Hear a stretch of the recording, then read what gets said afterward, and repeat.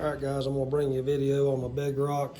Out of all the abuse this thing has took, the 6 months I've had it, I've broke two things. One was an inside hub carrier, which costed like $5 both fronts. And I just recently stripped out the servo. It quit working to the left. So I've got an old Savox servo here I had in a storage bin. So I'm going to use that. But the bad thing about it is it's 25 tooth. And that servo there is 23 tooth. So I had to order the hot racing servo saver. There's a part number. And this comes with different bushings, 23 tooth, 25, and I believe 27. So we'll use the 25 tooth to match that servo there. Pretty simple install. I'll kind of show you how to do it. You take 4 screws out of the bottom. I'll put a picture up of those 4 screws. Then you just take this screw off the servo horn, pull the whole module out where you can get to everything. Once you get the 4 screws out of the bottom, this whole module just comes up. The first thing I do is take the servo saver loose. Just take it all the way off. Sometimes you have to pry on it a little bit to get it off.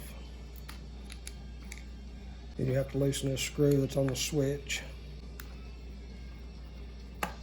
You just take these screws loose on the servo.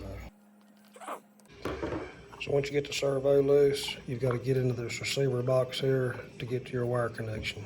You just take these 2 screws out here. And once you get those 2 screws off the ESC, it just comes out of the way. And you just pop your receiver box off. Then you can take your servo out. Now you want to pull all your wires out of this little rubber grommet here that keeps the dirt and water out. And it's a little tough to do, but when you get these wires down through this little rubber grommet, just try to make sure that it's sealed up good around the wires before you put your lid back on. Did make note of it. The servo goes in, and this is on the inside. And you just screw back down your servo. Now from this point, I'll put a battery in the truck, power it up, make sure it's working. Then I'll set the trim on my transmitter to center. Then I'll put the hot racing servo saver and horn on it. All right, so we'll power up the truck and make sure we've got steering.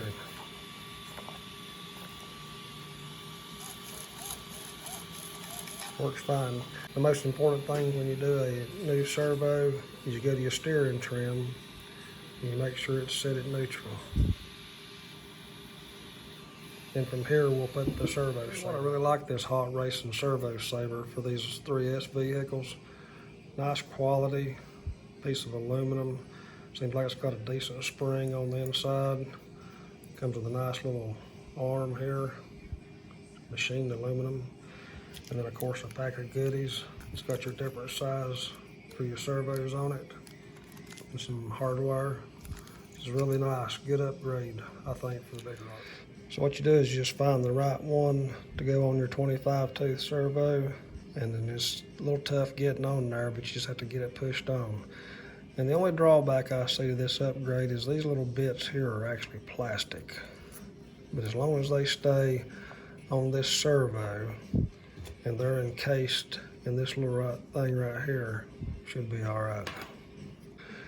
All right, once you get your servo saver on there, you just drop this module back down in here, put your arm on it, and you're done.